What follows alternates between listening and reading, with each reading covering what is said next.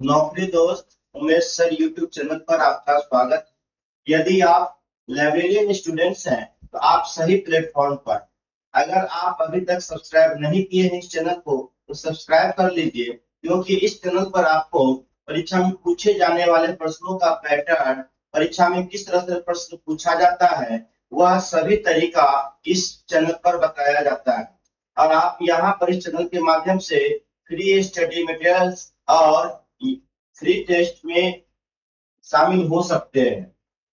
इसके लिए आपको प्ले स्टोर से नौकरी दोस्त उमेश स्टडी एप्स को जो है डाउनलोड करना पड़ेगा। आज का पैटर्न पहला जो है प्रश्न का, देखिए किस तरह से परीक्षा में आप पूछा जाता है।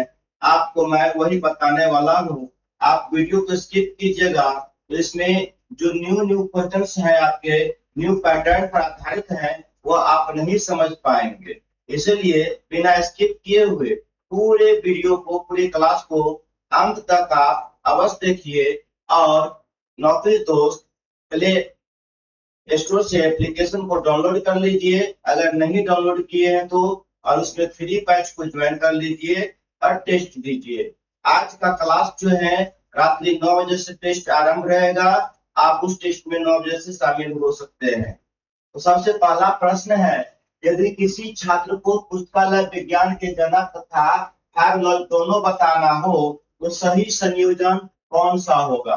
यहाँ पर चार ऑप्शन दिया हुआ है, और चार ऑप्शन में पहला जो है मेलविल डेवी डीडीसी है, और दूसरा है चार्ल्स कटर हैवलॉज, और तीसरा है एस आर रंगनाथन हैवलॉज, और चौथा है पॉल आउटलेट टीडीसी। इसमें ये चार में से कौन सा जो है सही उत्तर होगा। तो इसमें चार में से सही उत्तर जो है ये एस आर रंगनाथन हैवलॉज होगा। ये कौन सा होगा इसका सही उत्तर, तो ये एस आर रंगनाथन हैवलॉज होगा। अब इसके बारे में हम जानते हैं, यह हैवलॉज, देखिए यह किसी छात्र को पुस्तकालय विज्ञान के जनक तथा हैवलॉज दोनों बताना होगा, तो सही संयोजन जो है क्यों होगा एस आर रंगनाथन और हैवलॉज, क्योंकि आप जानते हैं कि डॉक्टर एस आर रंगनाथन को भारतीय पुस्तकालय विज्ञान का जनक कहा जाता है। उन्होंने 1931 ईस्वी में 1931 ईस्वी में five laws of library science प्रस्तुत किए थे। उनके फाइव लॉज पुस्तकालय सेवाओं के मूल सिद्धांत माने जाते हैं। उन्होंने क्लोन क्लासिफिकेशन प्रणाली भी विकसित किए थे। इसीलिए याद रखिए डॉक्टर एस आर रंगनाथन का मतलब five laws plus colon classification होता है। अब इसमें हम समझेंगे कि ये फाइव लॉज जो है क्या है।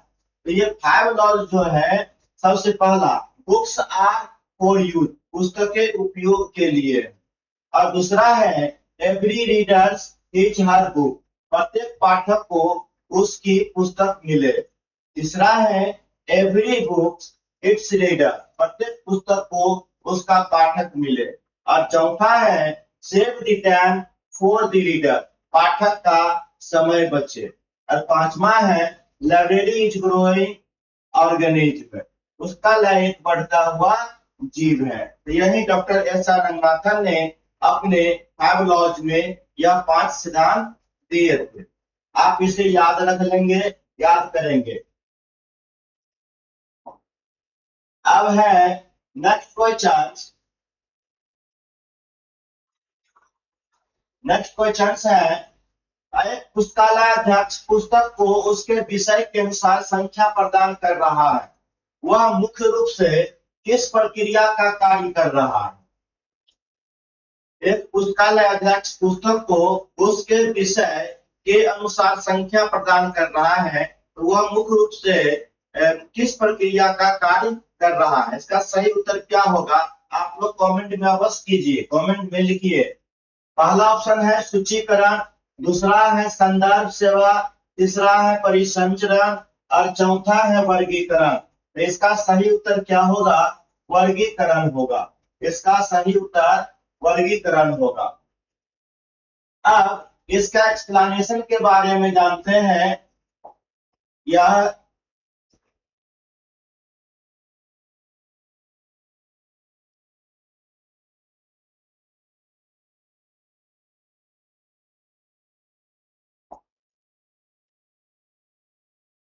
इसका सही उत्तर था वर्गीकरण। एक्सप्लेनेशन के बारे में क्या है, देखिए, विषय के आधार पर पुस्तक को वर्ग संख्या देना क्लासिफिकेशन कहलाता है। कहा गया है विषय के आधार पर पुस्तक को वर्ग संख्या देना क्या कहलाता है, क्लासिफिकेशन कहलाता है।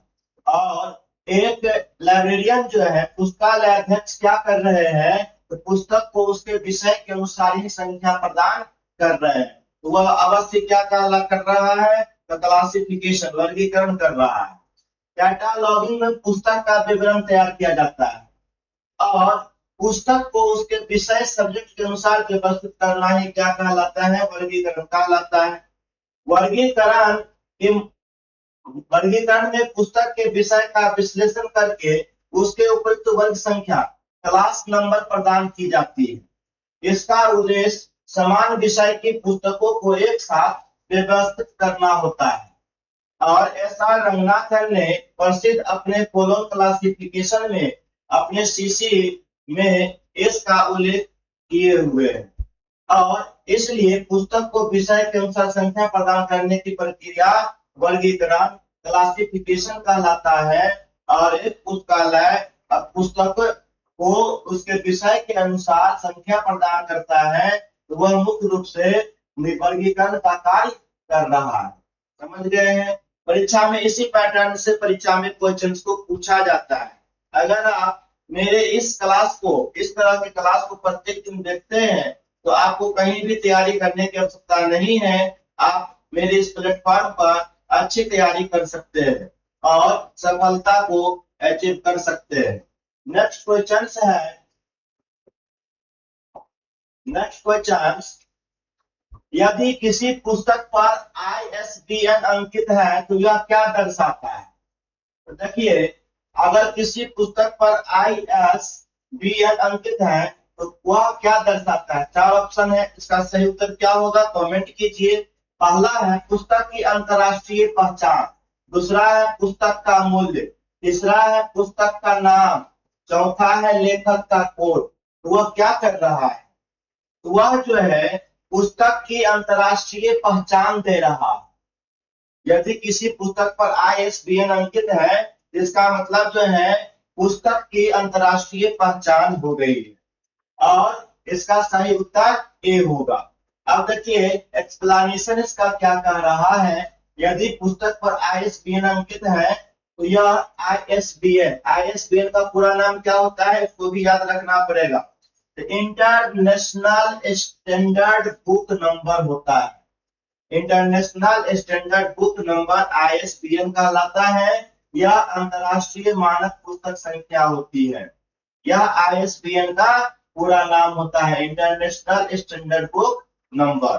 यह पुस्तकों की विशिष्ट पहचान, यूनिक आइडेंटिफिकेशन के लिए दिया जाता है, जो पूरे अंतरराष्ट्रीय स्तर का होता है।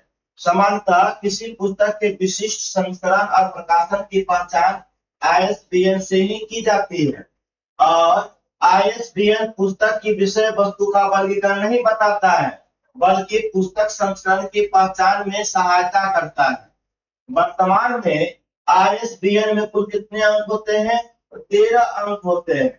इसीलिए सही उत्तर पुस्तक की विशिष्ट पहचान संख्या, इसके लिए पहला ऑप्शन सटीक था। और यह प्रत्येक पुस्तक की विशिष्ट अंतरराष्ट्रीय पहचान होती है। तो ISBN कितने अंकों का होता है, 13 अंकों का होता है।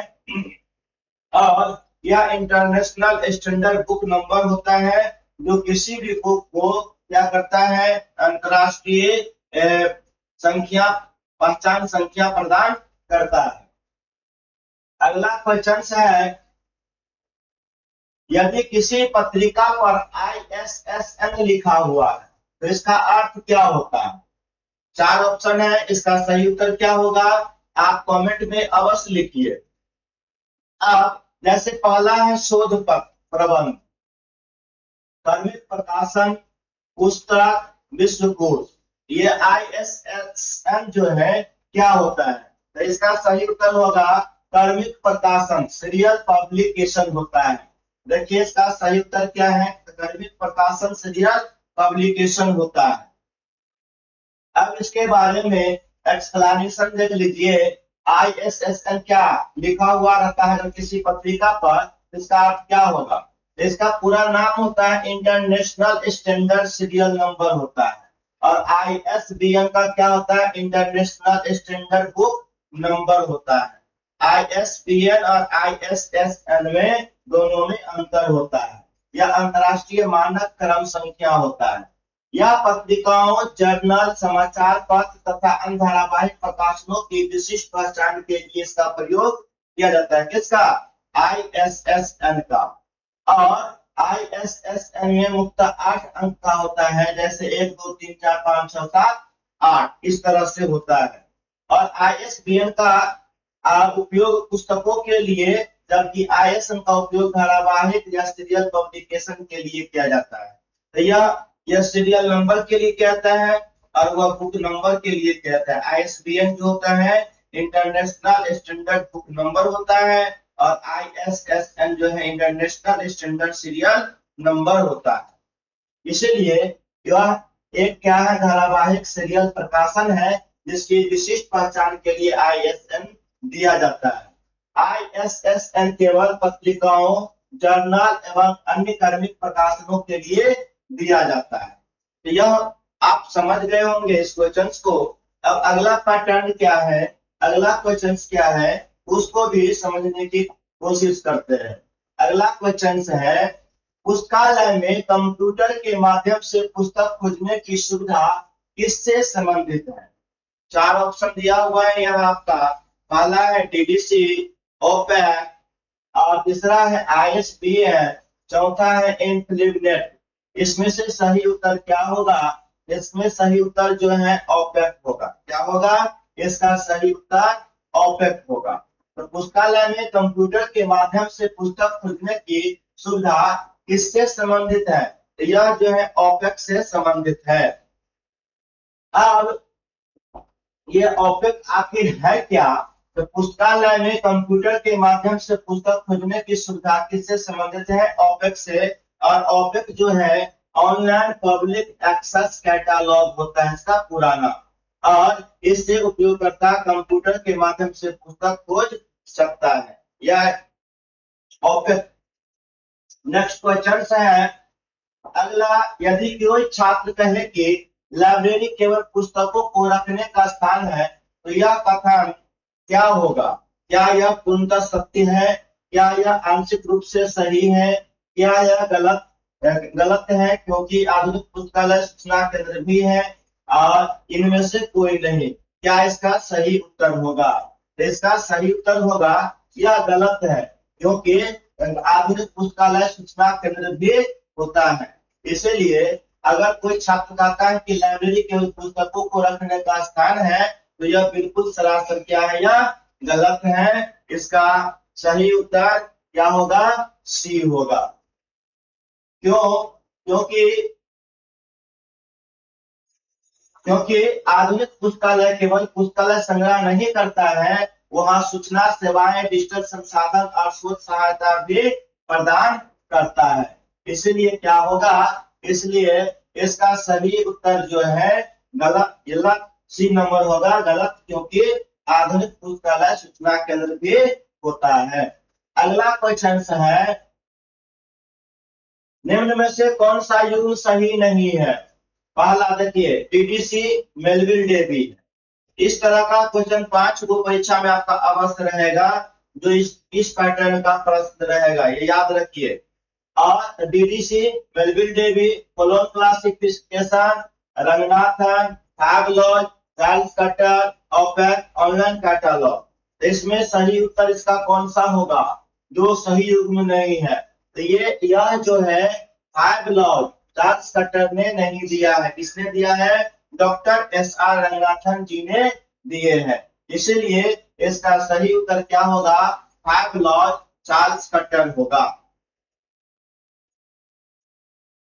हैवलॉज का प्रतिपादक कौन है? डॉक्टर SR रंगनाथन है। डॉक्टर SR रंगनाथन है, न कि चार्ल्स कटर है। नेक्स्ट क्वेश्चन देखते हैं क्या है।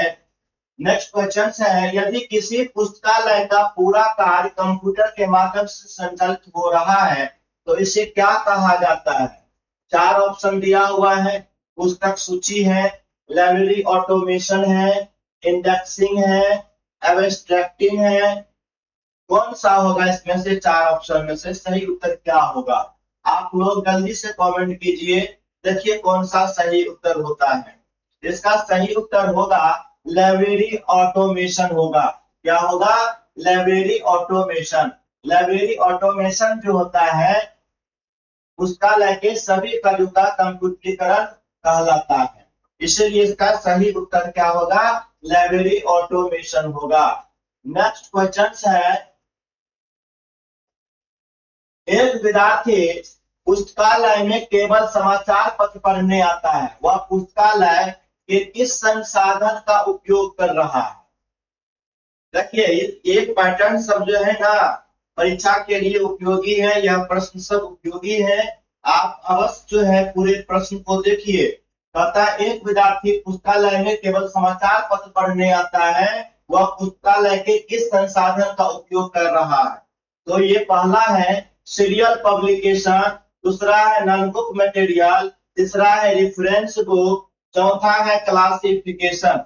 इसका सही उत्तर क्या होगा? तो इसका सही उत्तर जो है सीरियल पब्लिकेशन होगा। एक विद्यार्थी अगर पुस्तकालय में केवल समाचार पत्र पढ़ने आता है तो वह पुस्तक के सीरियल पब्लिकेशन का क्या करता है? उपयोग करता है। इसलिए इसका सही उत्तर यह पहला है, बिल्कुल सही, सीरियल पब्लिकेशन इसका सही उत्तर होगा। अब इसके बारे में थोड़ा जान लेते हैं। देखिए एक विद्यार्थी पुस्तकालय में केवल समाचार पत्र पढ़ने आता है तो वह पुस्तकालय के किस संसाधन का उपयोग कर रहा है? तो वह सीरियल पब्लिकेशन, क्रमिक प्रकाशन जो कहलाता है उसका उपयोग कर रहा है। समाचार पत्र पुस्तकालय का एक धारावाहिक क्रमिक प्रकाशन सीरियल पब्लिकेशन संसाधन होता है और विद्यार्थी समाचार पत्र पढ़ करके समसामयिक घटनाओं, समाचारों और सामान्य जानकारी प्राप्त करता है। पुस्तकालय में समाचार पत्र सामान्य पीरियोडिकल और सीरियल सेक्शन में रखे जाते हैं। ये भी एक क्वेश्चन आता है कि पुस्तकालय में समाचार पत्र सामान्यतः किस श्रेणी में रखा जाता है, परीक्षा में पूछ देगा। तो क्या होगा? इसका पीरियोडिकल या सीरियल सेक्शन, तो क्या कहलाता है? पीरियोडिकल या सीरियल सेक्शन को रखा जाता है। इसलिए विद्यार्थी पुस्तकालय के धारावाहिक संसाधन सीरियल रिसोर्स का उपयोग कर रहा होता है अगर वह केवल समाचार पत्र को पढ़ने के लिए आता है तो। अब है अगला प्रश्न, लाइब्रेरी इज ग्रोइंग ऑर्गेनिज्म, यह मुख्य संदेश क्या है? या आप जानते हैं कि ऐसा रंगनाथन का 5वां जो है यह लॉज है, तो यह मुख्य संदेश क्या देना चाहता है? पुस्तकालय का भवन बढ़ता है क्या? पुस्तकालय समाज के साथ निरंतर विकसित होता है? केवल पुस्तकों की संख्या बढ़ती है? केवल पाठकों की संख्या बढ़ती है? क्या होगा इसका सही उत्तर? कमेंट कीजिए तो आप लोग देखते हैं कितने का जो है कमेंट सही है। इसका कमेंट 10, ये क्वेश्चन नंबर 10 है। क्वेश्चन नंबर 10 आप ऐसे कमेंट करेंगे, इसका जो भी आंसर होगा, जैसे मान लेते हैं अगर 10 का ए है तो 10A ऐसे कमेंट करेंगे, अगर बी है तो 10B, अगर सी है तो 10C, अगर डी है तो 10D। इस तरह से ताकि मालूम चले कि किस आंसर के लिए आपने कमेंट किया है। तो इसका सही उत्तर क्या होगा?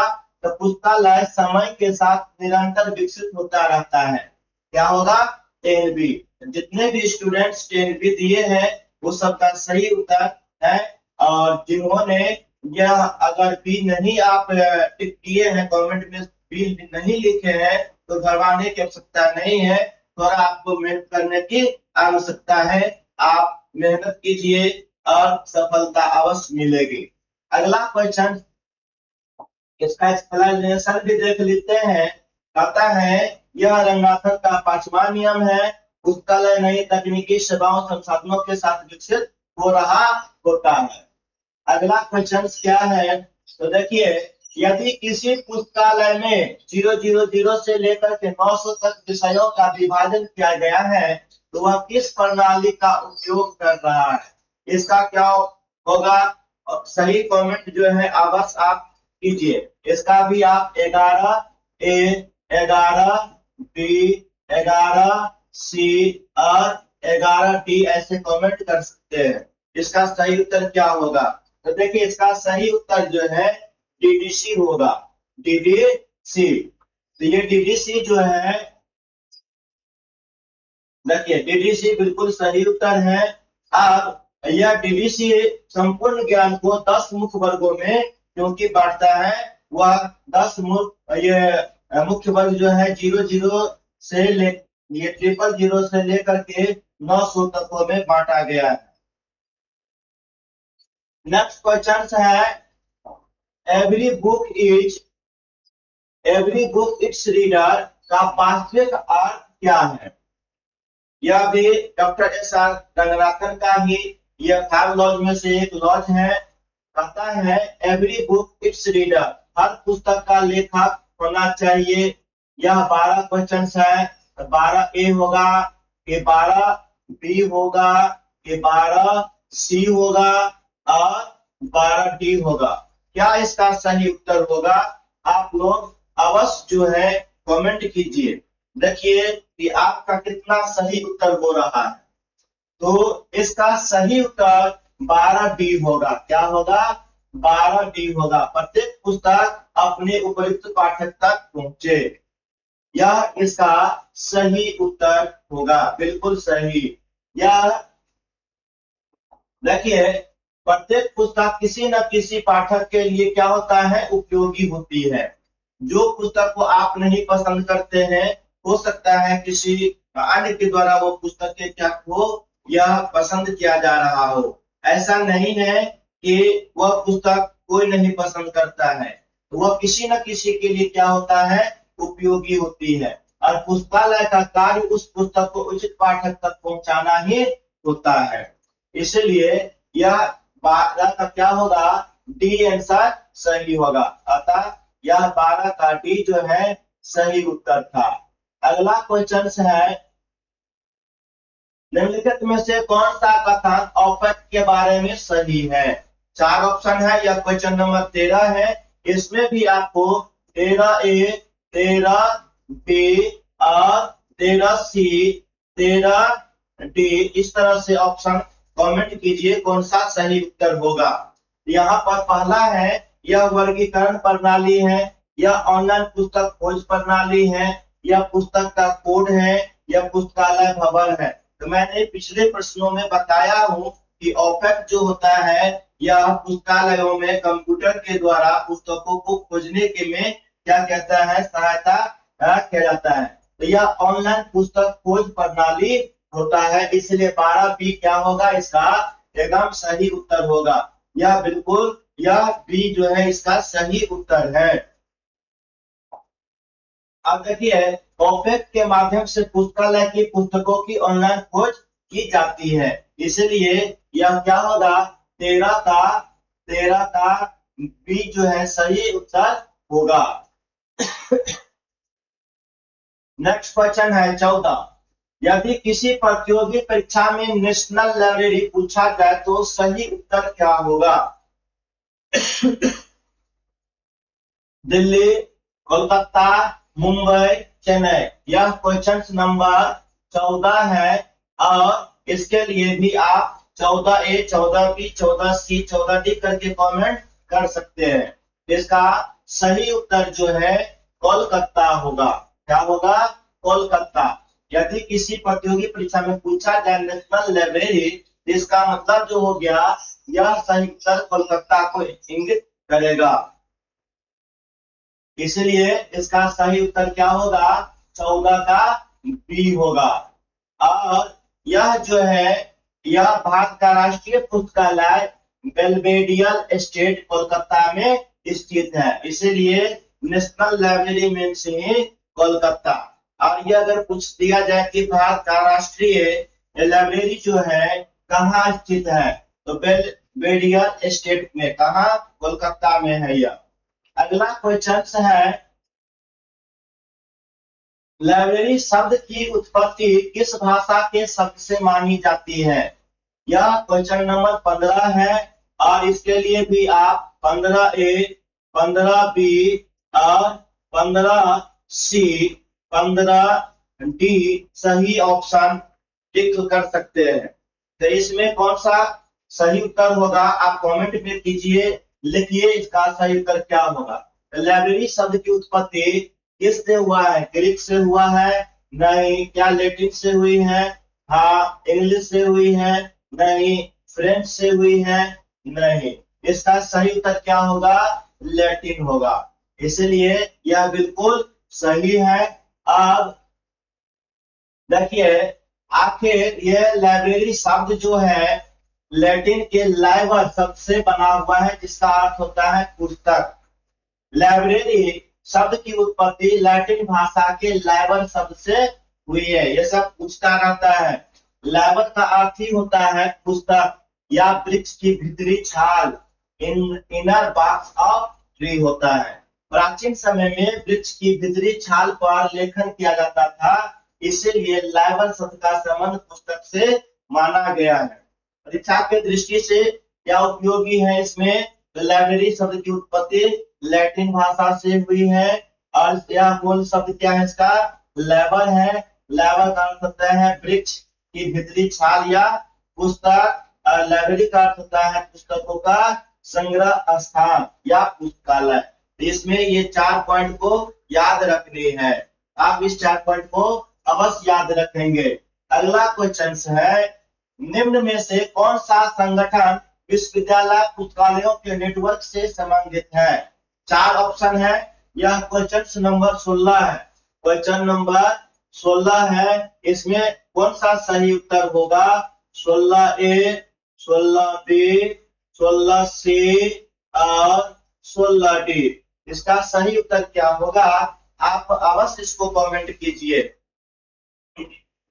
इसका सही आंसर होना चाहिए इनफ्लिबनेट। निम्न में कौन सा संगठन विश्वविद्यालय पुस्तकालयों के नेटवर्क से संबंधित है?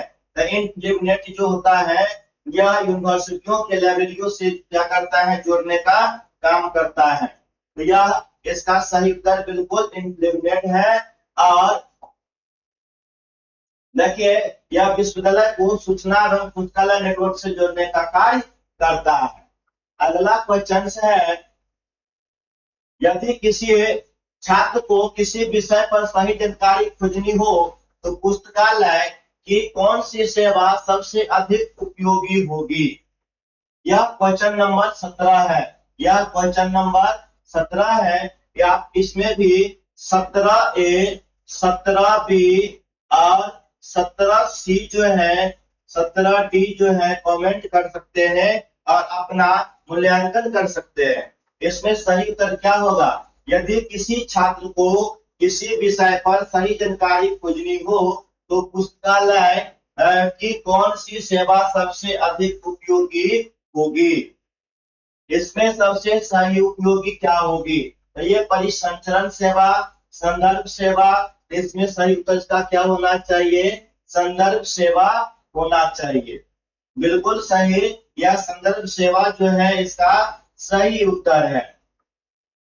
अब यह क्या कहता है संदर्भ सेवा? तो ये रेफरेंस सर्विस जो होता है का उद्देश्य पाठक को सटीक और प्रमाणिक सूचना उपलब्ध कराना होता है। इसलिए इसका सही उत्तर भी होगा 17B।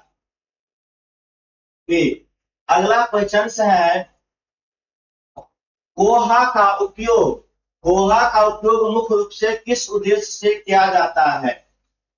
यह क्वेश्चन नंबर 18 है। क्वेश्चन नंबर 18 है। आप इसका भी उत्तर इसी तरह से ABCD के रूप में आप कमेंट में लिख सकते हैं। तो इसका सही उत्तर क्या होना चाहिए? कोहा का उपयोग मुख्य रूप से किस उद्देश्य से किया जाता है? पुस्तक छापने के लिए, पुस्तकालय प्रबंधन के लिए, पुस्तक खरीदने के लिए, पुस्तक लिखने के लिए। इसका सही उत्तर क्या होगा? तो पुस्तकालय प्रबंधन के लिए कोहा का उपयोग किया जाता है, इसलिए यह 18B जो है सही उत्तर होगा। यह सही उत्तर होगा 18B। आखिर ये कोहा जो है, कोहा विश्व का लोकप्रिय open source library management software होता है। कोहा क्या होता है?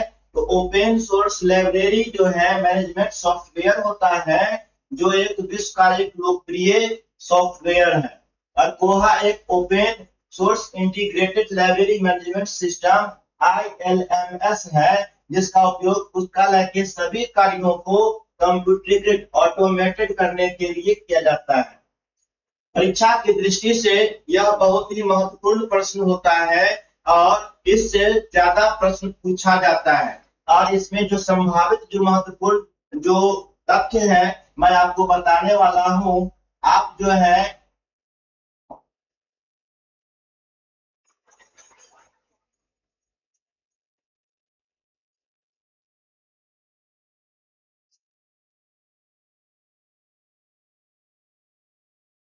देखिए, परीक्षा की दृष्टि से महत्वपूर्ण बिंदु क्या है? तो कोहा open source library automation software. कोहा क्या हो गया? कोहा open source library automation software हो गया। इसका उपयोग लाइब्रेरी ऑटोमेशन में किया जाता है।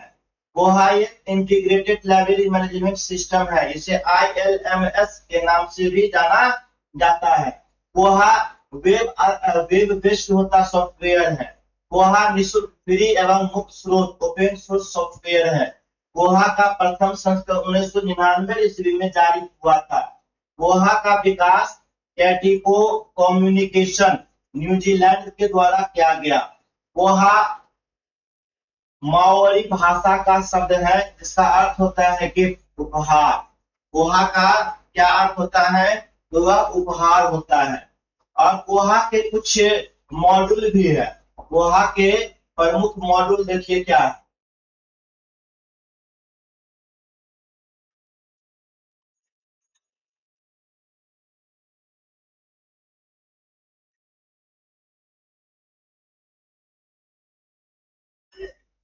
देखिए, कोहा के प्रमुख मॉड्यूल क्या है?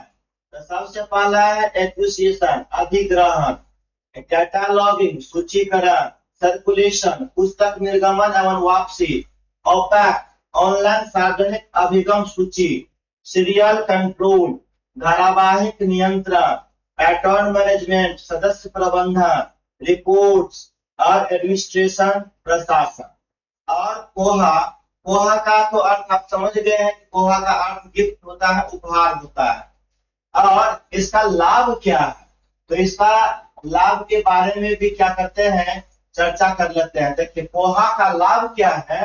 तो कोहा एक निःशुल्क जो है फ्री एक्सेस सॉफ्टवेयर है और यह ओपन सोर्स है। यह वेब बेस्ड पर आधारित है, मल्टी यूजर सपोर्टेड है, ओपेक की सुविधा है। यह इसमें ओपेक की भी सुविधा दी हुई है और बारकोड एवं आर्फिड समर्थन भी करता है, तेज एवं सुरक्षित डेटा प्रबंधन भी करता है, रिपोर्ट तैयार करने की सुविधा भी प्रदान करता है। ये सब कोहा का क्या है? विशेष लाभ है। अगला क्वेश्चन है,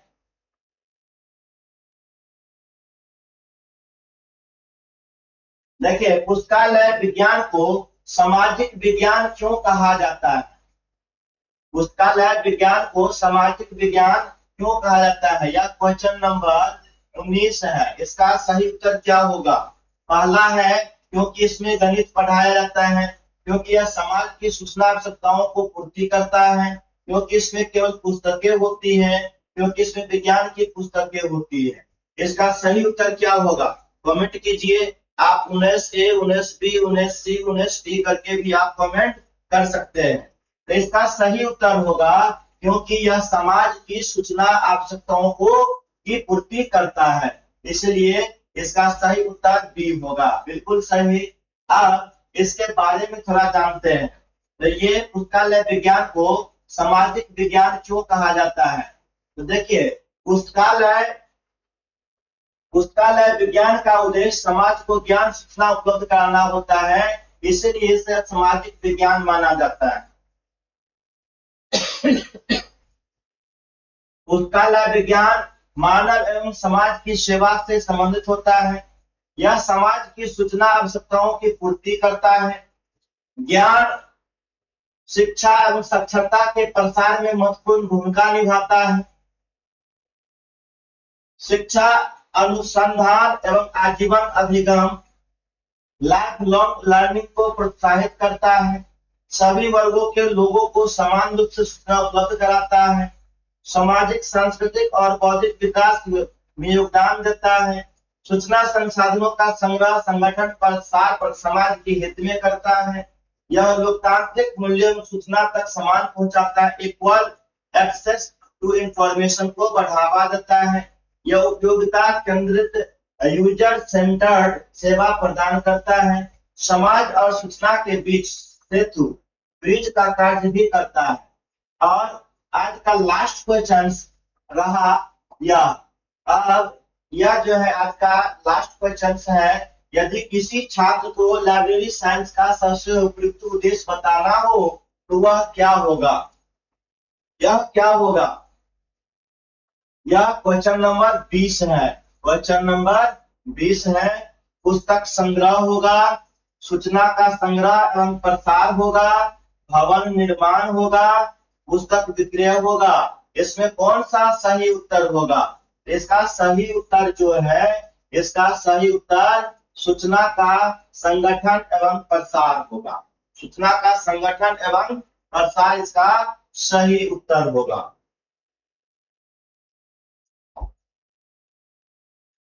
आधुनिक पुस्तकालय विज्ञान का मुख्य उद्देश्य ज्ञान एवं सूचना का संगठन, संरक्षण और प्रसार होता है।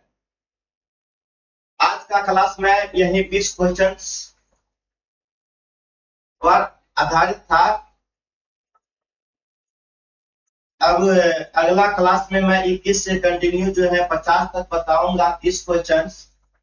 बने रहिए मेरे इस चैनल पर। अगर आप सब्सक्राइब नहीं किए हैं तो सब्सक्राइब कीजिए, लाइक, कमेंट, शेयर कर दीजिए और बेल आइकन को दबाना नहीं भूलिए, ताकि यह क्लास चलने का नोटिफिकेशन आपको मालूम चल सके।